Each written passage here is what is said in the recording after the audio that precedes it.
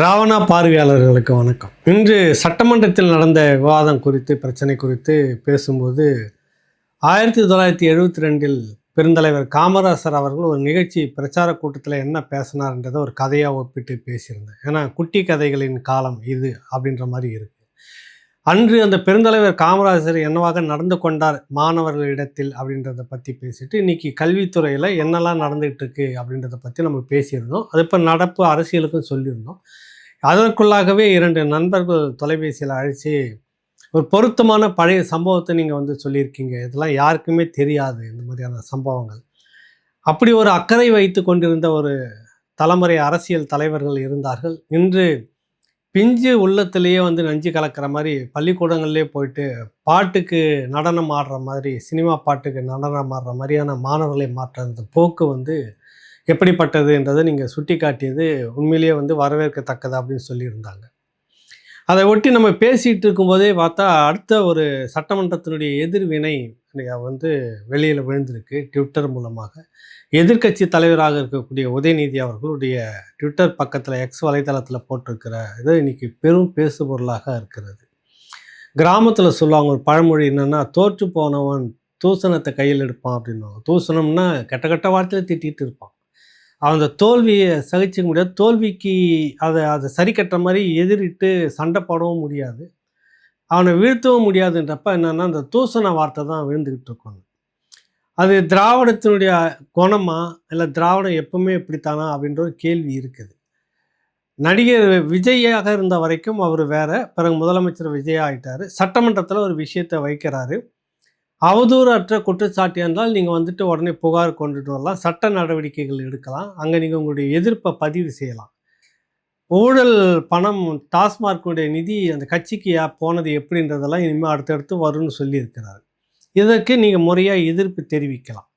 இதுதான் அங்கே நீங்கள் பேசக்கூடிய விவாதம். திமுக தரப்பில் நீங்கள் நிரூபிக்கலாம் அப்படின்னு சொல்லியிருக்கிறீங்க. அது நீங்கள் உள்ளே பேசிட்டு வெளியில் வந்திருக்கலாம். வெளியில் வர்றதுக்கு முன்னாடி பிறகு அங்கே ஒரு கதை ஒன்று சொல்கிறாரு. இந்த மாதிரி ஒரு பெரியவர் இப்படி ஒத்து பார்த்துக்கிட்டு இருந்தார் வெயிலில் கையை வச்சுக்கிட்டு. பையன் கேட்டால் யாரை தேடுறான்னு, இல்லைடா உங்கள் அப்பாவை காணோன்னு. குட்டி கதை தான் இது, யார் மனசையும் புண்படுத்துறதுக்கு இல்லைன்றாரு. அது நம்ம வெளிப்படையாக கடந்த இதில் பேசியிருந்தோம். முதலமைச்சர் ஸ்டாலின் அவர்களைத்தான் சொல்கிறார் தோற்கடித்ததை.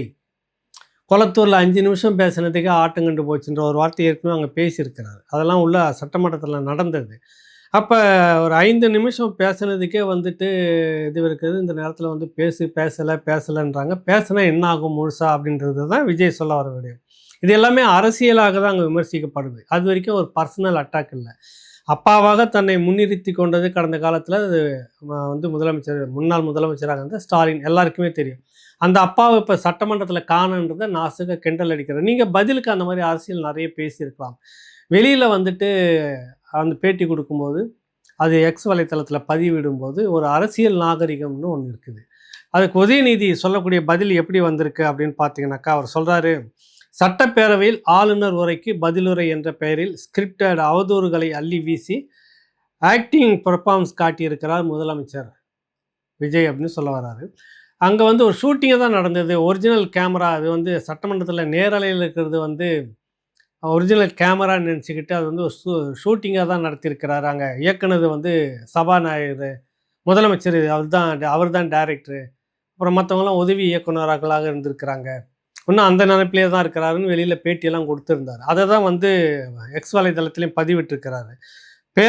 லைவ் கேமராவை ஷூட்டிங் கேமரான்னு நினச்சிட்டாரு. இதெல்லாம் சரி, நீங்கள் ஏதோ சட்டையிருக்கு சொல்கிறீங்க அப்படின்னு கூட எடுத்துகிட்டு போகலாம், உங்களுக்கு ஏதோ ஒரு எண்ணம் இருக்குதுன்னு. முதலமைச்சருடைய பதிலில் ஆதாரமற்ற குற்றச்சாட்டுகளும் பஞ்சு டயலாக் மட்டும்தான் இருக்குது தவிர அப்படின்னு போட்டுட்டு, மின்வெட்டு விவசாயிகள் பிரச்சனை மோசமாகி இருக்கும், சட்டம் ஒழுங்கு வாக்குறுதிகளை நிறைவேற்றுவதற்கான திட்டங்கள் பற்றி எந்த பதிலும் இல்லைன்னுலாம் சொல்கிறீங்க. அது வரைக்கும் அரசியல் விமர்சனம். இதுக்கு தான் வந்திருக்கிறோம், சொன்னீங்களே செய்திங்களா அப்படின்னு கேட்குறது. அது திமுகவுக்கும் பொருந்தும், கடந்த காலத்தில் அது அதிமுகவுக்கும் பொருந்தும், இப்போ இருக்கிற தாவேகாவுக்கும் பொருந்தும். இது வரைக்கும் அரசியல். அதுக்கு பிறகு பதிவிட்டது தான் இப்போ சர்ச்சையாகிட்டு இருக்கிற ஒரு விஷயம். அதுதான் சொல்லிட்டே நன்றாரு. குட்டி கதை எதிர்கட்சியில் குட்டி கதை சொல்கிறேன் என்ற அவரது உளறல் அவை மாண்புக்கு முற்றிலும் எதிரானது சொல்லிட்டு, செங்கல்பட்டு கோர்ட்டில் கணவனை தேடும் மனைவி கதையெல்லாம் தமிழ்நாட்டுக்கே தெரியும். ஆகவே ஆக்டர் விஜய் என்பதை மறந்து இனியாவது சிஎம்ஓ தமிழ்நாடு ஆக முதலமைச்சர் நடந்து கொள்ள வேண்டும்ன்றாரு. இதில் செங்கல்பட்டு கோர்ட்டில் கணவனை தேடும் மனைவி கதையெல்லாம் தமிழ்நாட்டுக்கே தெரியும். உண்மையிலே தெரியும் தான். இதில் என்னென்னா ஒன்றும் இல்லை, இது வெளிப்படையாக பேசுகிறதுக்கு என்ன இருக்குது. நடிகர் விஜய் அவர் இருந்தப்போ முதலமைச்சராக ஆவதற்கு முன்பாகவே, பிரச்சாரத்துக்கு முன்பாகவே அவர் வந்து கோர்ட்டில் போய்ட்டு அவங்களுடைய கணவன் மனைவிக்குள்ளே பிரச்சனை, அது விவாகரத்து வழக்குன்னு போட்டிருக்கிறார். இது ஊரறிஞ்ச விஷயம். இது பர்சனல், இந்த ஒரு தனிப்பட்ட விஷயத்தை வந்து கணவனை காணும் என்று தேடிக்கொண்டிருக்கும் மனைவியின் குட்டி கதை. இது வந்து குட்டி கதையாது. பதிலுக்கு இப்போ டிவிக்கு தரப்பில் என்ன போடுறாங்கனாக்கா, குமுதம் ரிப்போர்ட்டர் அட்டைப்படத்தில் வந்ததில்லை, யாருக்காக ஒரு நடிகை வந்து போட்டு நடிகைக்காக வந்து பால்டாயில் குடித்ததை வந்து பேசுகிறது எடுத்து பேசுகிறாங்க. அப்புறம் இன்னும் நிறைய கதைகள் வந்து பேசுகிறாங்க. தனிப்பட்ட அது அட்டாக்காக போகுது. நம்ம அதை பற்றி நிறைய விரிவாக பேச முடியாது. இங்கே தான் சொல்ல வரேன்னா, தோற்று போனவன் தூசணத்தை அதிகமாக கையில் எடுப்பான்னா, அந்த மாதிரி அவதூறு வார்த்தைகளை எடுத்து பேசுறது அப்படின்றது ஒன்று இருக்குது. அரசியல் விமர்சனமாக நீங்கள் வந்தீங்க, எதுவும் செய்யலை முதலமைச்சர், வெறும் ஆக்டிங்காக இருக்குது. இதெல்லாம் வரையும் சரியான விஷயம். ஒரு விமர்சனத்துக்கு எதிர் விமர்சனம். உங்கள் அப்பாவை அவர் கிண்டல் பண்ணியிருக்கிறாரு, தோற்று போனதை குத்தி காட்டுறாரு. பதிலுக்கு நீங்கள் வந்து விமர்சனம் பண்ணுறீங்க, வாயில் தான் பேசிகிட்டு இருக்கிறீங்க. வந்த 40 நாளில் ஒன்றும் சட்டம் ஒழுங்கு பெருசாக எதுவும் நீங்கள் சாதிக்கலை. உண்மை தான், அதை நாமளே பேசியிருக்கிறோம். சட்டம் ஒழுங்கு ரொம்ப மோசமாக இருக்கிறது. ஆனால் அடுத்து பேசின அந்த வார்த்தை தான் ஒரு விஷயம். உங்களுக்கு ஒரு கட்டத்தில் வந்து என்னென்னா, சீமான் அவர்களை எதிர்கொள்ள முடியவில்லை என்று தெரிந்த பிறகு புரோக்கர்களை வச்சுக்கிட்டு நீங்கள் பண்ண ஒரு வேலை இருக்குல்ல. பெங்களூரில் இருந்துட்டு முன்னாள் நடிகை, அது அவருக்கு தெரிந்த அரசியல் வருவதற்கு முன்பாகவே அவர் நட்பு ரீதியாக அங்கே சினிமா துறையில் இருந்துட்டு இருக்கிற அந்த உறவை வச்சுட்டு, அதுக்கு பிறகு அங்கே பெங்களூரில் அவங்களுக்கு சில வழக்குகள்லாம் இதே பிரச்சனைகள் சம்மந்தமாக இருக்குது. தேடி கொண்டு வந்ததை இங்கே இல்லை, அவர்களாகவே எக்ஸ்போஸ் பண்ணிக்கிட்டதெல்லாம் இருக்குது. அவன் தான் என்னை கூப்பிட்டுட்டு வந்தான், காசு கொடுத்து அவன் தான் அழைச்சிட்டு வந்தான். ஏன்டா அவங்களுக்கு சீமானை எதிர்க்கலைன்னா அது நாங்கள் எதிர்க்க முடியலன்னா அதுக்கு நான் தான் கிடைச்சேனான்னு பின்னாடி அந்த அம்மாவே வந்து பதிவு போட்டதெல்லாம் இருக்குது. பிறகு உச்சநீதிமன்றம் வரைக்கும் போய் 2 பேரும் வித்ட்ரா பண்ணிட்டு வந்திருக்கிறாங்க. அது முடிஞ்சு போச்சு. அது எதற்கு சொல்ல வரேன்னா, எதிர்க்க முடியவில்லை அப்படின்னு ஒன்று நீங்கள் ஒரு எந்த நாளாந்தார வேலையை வந்து கையில் எடுத்தீங்க. அவதூறுகளை பேசுவது, இந்த பர்சனல் விஷயங்களை எல்லாம் நீங்கள் என்ன புனிதர்களால் கட்டமைக்கப்பட்டது திமுக கோட்டைங்கிற மாதிரி நீங்கள் அதெல்லாம் மறந்துட்டு, ஏன்னா உங்கள்கிட்ட ஊடக பலம் இருக்குது, இன்னும் அதே பொய் பிரச்சாரம் அப்படி இருக்குன்றது மாதிரி நீங்கள் எடுத்து பெரிய அவதூறை பேசுகிறீங்க. சரி, சீமான் விடயத்தை விடுங்க. உங்களுக்கு தந்தையாகப்பட்ட ஈவே ராமசாமி நாயக்கர் அவர்களை நீங்கள் இந்த திமுக கும்பல் எவ்வளவு மோசமாக, எவ்வளவு கேவலமாக அவருடைய தனிப்பட்ட வாழ்க்கையெல்லாம் கொச்சைப்படுத்தி, பெரியார் மணியம்மை வாழ்க்கையை கொச்சைப்படுத்தியே நீங்கள் நிறைய பேசியிருக்கீங்க, எழுதியிருக்கீங்க அப்படின்றதெல்லாம் நிறைய இருக்குது. அங்கே தொடங்கின உங்களுடைய அந்த பழக்கம், அது என்ன சொல்லுவாங்க, உங்களுக்கு தொட்டில் பழக்கம் சுடுகாடு வரைகின்ற மாதிரி, உங்களுடைய அஸ்தமன காலம் வரைக்கும் கூட நீங்கள் இந்த மாதிரியான பர்சனல் அட்டாக் எடுத்துகிட்டு, இந்த பர்சனல் குடும்ப விவகாரத்தை எடுத்துகிட்டு வெளியில் பேசு பொருளாக்குவீங்க அப்படின்றது தான் இது. உண்மையிலே விஜய்க்கு இவர் என்ன சோம்படிக்கிறாரா, விஜய்க்கு இவர் என்ன ஜால்ரவா அப்படிலாம் எனக்கு ஒன்றும் கிடையாது. இந்த பக்கம் தவறு நடந்துக்கிட்டு இருக்கிறதையும் சொல்ல வந்தேன், போன பதிவில் போட்டிருந்தேன்.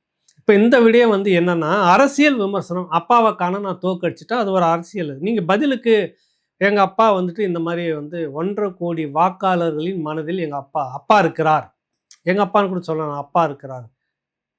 1.5 கோடி 2 கோடி கிட்ட உறுப்பினர்களுடைய கட்சி தொண்டர்களுடைய 1.5 கோடி தொண்டர்களுடைய மனதில் இருக்கிறார் அப்பா, லட்சக்கணக்கான மக்களின் மனதில் இருக்கிறார் அப்பா.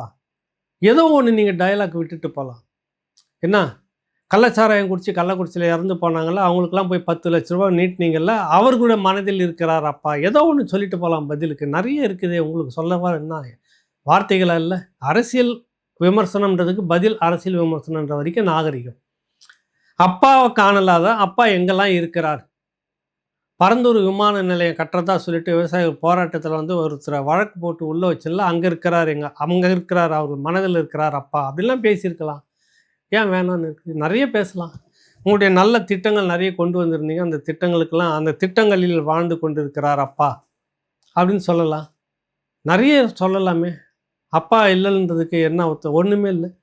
ஒரு 1.5 கோடி பேர் உங்களுக்கும் தாவேக்காவுக்கும் திமுகவுக்கும் 17 லட்சம் தான் வாக்கு வித்தியாசம். பெரிய வெற்றி பெருசெல்லாம் ஒன்றும் இல்லை. ஆகவே மீது அந்த 1.5 கோடி வாக்காளர்கள் மனதில் இருக்கிறார் அப்பான்னு பேசிட்டு போயிருக்கலாம். அதை விட்டு செங்கல்பட்டு கோர்ட்டில் நடக்கிற வழக்கை சொல்லி, விஜய் மனைவி வழக்கு போட்டுக்கிறது சொல்லி, இந்த குட்டி கதை எங்களுக்கும் சொல்ல தெரியும்னா, இது எதான் சொல்ல வர்றது, தோற்று போனவன் தூஷணத்தை கையில் எடுப்பான்னா இந்த மாதிரியான வார்த்தைகளை கையில் எடுக்கிறது, திசை திருப்புறது இதுக்கு பேர். இப்போ பிரதானமாக இன்னைக்கு பேசப்பட்டது என்னன்னா, டாஸ்மார்க் இதான் திமுகவினுடைய யுத்தி விஷயம் என்னன்னா, அவர் கெட்ட அவதூறு தூசணத்தை தூண்டி விட்டுறது. இப்போ ஊடகங்கள் எல்லாம் இதையே பேசிக்கிட்டு இருக்கோம். ஆனால் இன்னைக்கு முக்கியமான விஷயம் என்னன்னா, டாஸ்மார்க்கில் வந்து கட்சி நீதின்னு போனது எங்கே அப்படின்றதெல்லாம் இனிமேல் ஒவ்வொன்றாக வரும்னு சொன்னார்ல. குவாரியில் வந்துட்டு சீல் வச்சிருக்கிறோம், அந்த குவாரி பணம் எங்கே போச்சுன்றதெல்லாம் ஒன்று ஒன்றா வரும்னு சொன்னார்ல. இந்த ஊழல் முறைகேடு அப்படிங்கிறத பற்றி நீங்கள் நின்று எதிர்கொள்ள முடியல, வெளியில் வந்திருக்கீங்க சட்டமன்றத்தில். ஊழல் முறைகேடு இது ஒன்று ஒன்றா வரும் தொடங்கணும்னு இதை பற்றி பேசுபொருள் ஆகிடக்கூடாது. சவால் விட்டுருக்கிறார். இன்றைக்கி இதுதான் ஹைலைட், இதுதான் இன்றைக்கி டாப்பிக்கில் இன்றைக்கி பேச வேண்டிய தலைப்பு செய்தியே. டாஸ்மார்க் பணம் நிதின்ற பேரில் அதில் வந்த ஊழல் முறைகேடுலாம் எங்கே போச்சு, எந்த குடும்பத்துக்கு போச்சுன்றது தான் அவர் கேட்க வரக்கூடிய சொல்ல வரக்கூடிய விஷயம். இது எல்லாருமே பேசிகிட்டு இருக்கோம் தமிழ்நாட்டில். கல்குவாரி வந்து விதிமுறைகள் எல்லாம் மீறி ஏற்கனவே மணல் குவாரி விஷயம் உங்களுக்கு சிபிஐ விசாரணை வரைக்கும் போயிட்டு வந்து ட்ரோன்லாம் வச்சு கணக்கெடுத்ததெல்லாம் நடந்திருக்கிறது. இப்போ கல்குவாரிக்கு இந்த மாதிரிலாம் கணக்கெடுப்புலாம் நடத்தி வழக்கு தொடரப்படும், ஒவ்வொரு ஊழலாக வெளியே கொண்டு வருவோம்னு பேசுனது தான் இன்றைக்கி பேசுபொருள் ஆகியிருக்கணும். இதுதான் இன்றைக்கி தலைப்பு செய்தி. நாளைக்கு வரப்போகிற தலைப்பு செய்தி இதுதான். தொட்டவனை விடமாட்டேன், விஜய் சபதம் இதான் வந்திருக்கணும். நாளேடுகள்லாம் நாளைக்கு இதான் கொண்டுட்டு வரும். ஊழல் பணம் இந்த டாஸ்மார்க்லேருந்து கசிஞ்சு பெரும் தொகை போயிருக்குது நிதியாகன்னு. அது எங்களுக்கு இல்லை, தொடர்பு இல்லை, நாங்கள் வந்து புனிதமானவர்கள், நீங்கள் நிரூபிச்சுட்டு போங்க, அது வேறு விஷயம். ஆக பேசுபொருளாக இதுதான் விவாதமாக இருந்திருக்கும். ஆனால் உதயநிதி என்ன சொல்லி மடமாத்துறாரு, இதுதான் அவங்களுடைய திராவிட தொட்டு தொடரும் பாரம்பரியம்னு சொல்கிறது. டிவி அந்த பர்சனல் விஷயத்தை எடுத்து போட்டு பேசி கணவனை காணும் என்று தேடும் மனைவியின் கதை, குட்டி கதையெல்லாம் எங்களுக்கு தெரியும். அதுதான் சொல்ல வந்து இது தொட்டு தொடரும் பட்டு பாரம்பரியம் அவதூறுகளால் கட்டமைக்கப்பட்டது தான் திமுக. எப்பொழுதுமே ஒன்று எதிர்கொள்கிறதுக்கு நேருக்கு நேரம் எதிர்கொள்கிறதுக்கு இல்லாமல் டக்குன்னு இப்படி மடமாற்றுவாங்க. உடனே பெண்கள் விஷயத்தை சொல்லி அவதூறாக வந்து போட்டோடனே அது சம்மந்தமாக தான் பேசுபொருளாக இருக்கும். இன்றைக்கி பேசப்பட்ட இந்த ஊழல் முறைகேடு டாஸ்மார்க் இருக்குல்ல, இதை பற்றி எந்த இதுவும் விவாத பொருளாக வராது. இவங்க ஒன்றும் புனிதர்களாக இங்கே யாரும் நம்ம தாவேக்காவை கட்டமைக்கலை. அது மேலே விமர்சனங்கள் இருக்குது. சட்டம் ஒழுங்கு சரியில்லை, நாமளே பேசியிருக்கிறோம். 40 நாளில் என்ன முடியும் அப்படின்ற கேள்வி அவங்க எழுப்பியிருக்கிறாங்க. அதுக்குள்ளாக சில விஷயங்கள் நாங்கள் நல்லதும் காசு வாங்காமல் இடமாற்றம்லாம் கொடுத்துருக்கோம், பதவி உயர்வு கொடுத்துருக்கோம்லாம் பேசியிருக்கிறாங்க. எல்லாமே நம்ம சரியும் சொல்லியிருக்கோம், தவறும் சுட்டி காட்டுறோம். ஆனால் முக்கியமானது இன்றைக்கி சட்டமன்றத்தில் இன்றைக்கி தலைப்பு செய்தியாக நாளைக்கும் வரப்போகிறது என்னென்னா, வந்திருக்க வேண்டியது திமுகவுடைய பெரும் ஊழல். சபதம் எடுத்திருக்கிறார் விஜய், இதுதான் வந்திருக்கும். ஆனால் இதை மடைமாற்றுவதற்காக நீ மனைவியோட குடும்ப பிரச்சனையை கொண்டு வந்து பேசுகிறேன்னா பதிலுக்கு உங்களுடைய கதை நிறைய இருக்குது உங்ககிட்ட கதை. அது சொன்ன மாதிரி தாவேக்கா அந்த டீம் சொல்லவே வேண்டியதில்லை. அவங்களும் உங்களை மாதிரி சமூக வலைத்தளங்களில் கைப்பற்றிட்டு அவங்களும் இஷ்டத்துக்கும் அடிக்க ஆரம்பிச்சிருக்காங்க, தொடங்கியிருக்காங்க. இன்றைக்கி பேசுபொருள் என்ன ஆயிடுச்சுன்னா, இவனை வச்சுருந்தான், அவனை வச்சுருந்தான், அந்த மாதிரி தான் போகும் கதை. எங்கே போய் நிற்கனா கடைசியில் அங்கே தான் அதுதான் விவாத பொருளாகும். அதுதான் விரும்புது திமுகவுக்கு அதை பற்றி அசிங்கமே கிடையாது. அவங்களுக்கு இது எந்த காலகட்டத்துலேயும் அசிங்கமே கிடையாது. பால்டாயில் குடிச்சதை பற்றி எழுதுகிறாங்க, வேறு கதையெல்லாம். நீங்கள் வந்து எதுக்கு ஸ்போர்ட்ஸ் நடத்துனீங்க சென்னை, அதுவும் பரபரப்பான ஒரு சென்னை நகரத்துக்குள்ளாக கார் ரேஸ் எதுக்குன்னு யாருக்காக நடத்துனீங்க இப்படிலாம் பல கதைகள், குட்டி கதைகள்லாம் வருதுன்னு தாவேக்கா தரப்பில் எழுத ஆரம்பிக்கிறாங்க. ஆக விவாத பொருள் எப்படி நகர்ந்து இருக்கிறது, இதுதான் அரசியல். இந்த அரசியல் தான் மக்கள்கிட்ட போய் சேரணும். ஊழல் முறைகேடு அது தண்டிக்கப்படுகிறார்களா இல்லையா, இதுதான் விவாத பொருள். தண்டிக்கப்படலை, இந்த ஊழல் முறைகேடுகளை குற்றவாளிகளை யாருமே கைது செய்யப்படலைன்னா அதுக்கு விஜய், இந்த அரசு தாவேக்கா பொறுப்பேற்கணும். மக்களை ஏமாற்றியது அப்படின்னு நம்ம வந்து எடுத்துகிட்டு போகலாம் விவாதம். அதுக்கு நாள் இருக்குது, காலம் இருக்குது. ஆனால் இந்த இன்னைக்கு பேசுபொருள் ஆகிறத மடமாத்துற விஷயம் இருக்குல்ல, அதில் அடிச்சுக்க திமுகவை அடிச்சுக்க அவங்க எதுக்கும் கூச்சப்பட மாட்டாங்க. இப்படி நம்ம பேசிட்டோம்னா பதிலுக்கு நம்மளை பற்றி இப்படியெல்லாம் பேசுவாங்களே அப்படிலாம் ஒன்றுமே கூச்சனாச்சுமே இல்லை, அவங்களுக்கு ஒன்றுமே கிடையாது. பொது மேடையில் வந்துட்டு நாமன்னா அந்த காசு அது எந்த எந்த அது அதுக்கு ஒரு குறியீடு இருக்குது, அந்த பட்டை போடுறதா இவ்வளோ அமௌண்ட்டு அப்படின்னு கொச்சப்படுத்தி பேசின விஷயங்கள்லாம் பேசிட்டு அப்புறம் நான் மன்னிச்சுக்குங்க தெரியாமல் சொல்லிட்டேன். இது வந்து அரசியலாக பேசுகிற சிக்கிக்கிற வார்த்தை. ஆனால் இது இல்லாமல் பர்சனல் விஷயம் நிறைய இருக்குது, கதைகள், அதெல்லாம் வெளியில் பேசணும்னா நல்லா இருக்குமா? இல்லை அது தமிழ்நாட்டுக்கு முக்கியமா? ஒவ்வொருத்தர் வீட்டு குடும்பத்தினுடைய பர்சனல் விஷயம் இருக்குல்ல, அது தமிழ்நாட்டுக்கு முக்கியமாக? அது இன்னைக்கு பிரச்சனை வந்துட்டு காவிரி நதிநீர் பிரச்சனை வருமா, மேகதாட்டான கட்டுவாங்களா, கட்டத்தில் திமுக இவங்கெல்லாம் சேர்ந்து நாடகம் ஆடுறாங்களா? விகடன் அழகான ஒரு கார்ட்டூன் போட்டிருக்குது. கருணாநிதி காவிரிக்காக கடிதம் எழுதுகிறார், செல்வி ஜெயலலிதா எழுதுகிறார், ஓ பன்னீர்செல்வம் எழுதினார். அதுக்கு பிறகு வந்துட்டு எடப்பாடி பழனிசாமி காவிரிக்கு கடிதம். அதுக்கு பிறகு இப்போ பார்த்தீங்கன்னா ஸ்டாலின் காவிரிக்கு கடிதம், இப்போ விஜய் காவிரிக்கு கடிதம்னு ஒரு கார்ட்டூன். இதுதான் நடந்துக்கிட்டு இருக்கு. மக்கள் அப்படியே தவிச்சுக்கிட்டு இருக்கிறாங்க. கடிதம் எழுதும் முதலமைச்சர், கடிதம் மட்டும் போய்கிட்டே இருக்குது, முதலமைச்சர் மாறிக்கொண்டே இருக்கிறார்கள். இதுதான் அந்த விஷயம். இதுதான் அரசியல் இதுக்குள்ளே இருக்குது. இப்போ மக்களை நம்ம ஏமாற்றாமல் இதை உறுதியாக நம்ம நிற்போமா அப்படின்றது இதில் இருக்குது. மேகதாட்டானையில் நாடகம் ஆடாமல் உண்மையாக நம்ம இருந்து எதிர்க்கணும் அப்படின்ற எண்ணம் வரணும். அது இல்லை அப்படின்னு சொல்லிட்டு கூட இருக்கிற கட்சிகளே அதை விமர்சனம் பண்ண தொடங்கி இருக்கிறது. அது விஷயமாக மணியரசன் ஐயா விரிவான ஒரு நேர்காணல் கொடுத்துருக்காங்க. இதெல்லாம் அரசியல். இந்த அரசியல் பேசுகிறதை விட்டுவிட்டு சொந்த கதையை அது நல்லா இருக்குமா, அது சொல்லுங்கள். அதான் சொல்கிறது, சொப்பன சுந்தரி காரை இப்போ யார் வச்சுருக்காங்க? இதுதான் தேசிய பிரச்சனை தமிழ்நாட்டுக்கு. இப்போ இவ்வளவு பிரச்சனைகளுக்கு மத்தியில் ஃபினிஷ் பண்ணுற மாதிரி ஒரு வார்த்தை என்னென்னா, உடனடியாக எல்லாம் சட்டமன்றம் இன்னைக்கு முடிஞ்சது, வந்தவுடனே 755 கோடி நிதி ஒதுக்கீட்டோட தாய்மாமன் சீர் நிதி ஒதுக்கி அதுக்கு கையொப்பமிட்டிருக்கிறார் முதலமைச்சர். சொன்ன வாக்குறுதியில் இது ஒன்று. தாய்மாமன் சீர் பிறக்கிற குழந்தைகளுக்கு அது செப்டம்பர் 15 அண்ணா பிறந்த நாள் அன்று அந்த நிகழ்ச்சி தொடங்குறதா, அன்னிலிருந்து அதுதான் திட்டம் அப்படின்னு அறிவிக்கிறதுக்கு இருந்தாங்க. ஆனால் அவருடைய விஜய் பிறந்த நாள் ஜூன் 22 குழந்தை பிறந்ததுலேருந்து அது அமுலுக்கு வந்தது, திட்டம் செயல்பாட்டுக்கு வந்தது அப்படின்னு அறிவித்து இருக்கிறாரு. ஸோ இடைத்தேர்தலில் அவங்க போய் நின்று வாக்கு கேட்கறதுக்கான ஒரு சூழ்நிலை உருவாகி இருக்கிறது. நிதியை ஒதுக்கி இருக்கிறாரு. இது வரவேற்கக்கூடியதா இல்லையா அப்படின்றது வேற விவாதம். அவங்க சொல்லியிருக்கிறாங்க, அது ஏற்கனவே அதிமுக ஆட்சியில் இருந்தது தான், திராவிட கட்சிகள்கிட்ட இருந்தது, இன்றைக்கி தாவேகட்ட வந்துடுச்சு, அவ்வளோதான். அவங்க தாலிக்கு தங்கன்னு சொன்னாங்க, இவங்க இலவசம், பெண்களுக்கு இலவசமாக 1500 ரூபான்றது 2500 சொல்லியிருந்தாங்க. தாலிக்கு தங்கம் திட்டம் தான் இப்போ தாய்மாமன் சீர் அப்படின்னு மோதிரம் ஒரு சவரன் நினைக்கிறேன், அது போடுறதுக்கு 755 கோடி நிதியை ஒதுக்கி செய்திருக்கிறார். இந்த நிதியை நான் மக்கள் தலையில் வரியாக சுமத்த மாட்டேன், கஜானாவுக்கு எப்படி கொண்டு வருவோன்னு அப்படி கொண்டு வருவோன்னு சொல்லிக்கிறார். ஊழல் பணங்கள் எல்லாம் பறிமுதல் செய்து கொண்டு வந்தால் உண்மையிலேயே கொண்டாடப்படக்கூடிய மனிதர், மிகப்பெரிய அளவில் போற்றப்படக்கூடியவராக இருப்பார். மக்கள் மேலே நீங்கள் வரியை விதிச்சிங்கன்னா அப்போவே நீங்கள் தோற்று போனவர்களாக மாறுகிறீர்கள். இதுதான் விஷயம். இதுதான் இன்றைக்கி பேசுபொருள் அரசியலாக இருக்கிறது. இது எல்லாத்தையும் மடைமாற்றுவதற்காக இப்படி 755 கோடி நிதியை ஒதுக்கியிருக்கிறார். அவர் சொன்ன வாக்குறுதியில் ஒன்று, இந்த தாய்மாமன் சீர், பிறக்கிற குழந்தைங்களுக்கு மோதிரம் போடுறது, அது நடைமுறைக்கு வந்திருக்குது. தொடக்கம் செப்டம்பர் 15 தான் அப்படின்னாலும் கூட இதெல்லாம் பேசுபொருளாக மடைமாற்றுவதற்காக விஜயோட சொந்த பிரச்சனையை எடுத்து உதயநிதி பேசி கொண்டிருக்கின்றார். அது சரியானதா தவறானதா என்பது அவர்களுக்கே வெளிச்சம், அவர்களுக்கே தெரியும். அவருடைய தந்தையாக வர்ணிக்கப்பட்ட பெரியாரிலிருந்து பேசி கொண்டிருப்பவர்கள் நாளையும் பேசுவார்கள். இனி இந்த விஜய்க்கு அடுத்து யார் வந்தாலும் இதுதான் திராவிடம்.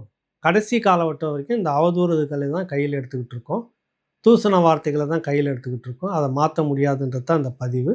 மீண்டும் ஒரு நிகழ்ச்சியில் உங்களை சந்திப்பேன். நன்றி, வணக்கம்.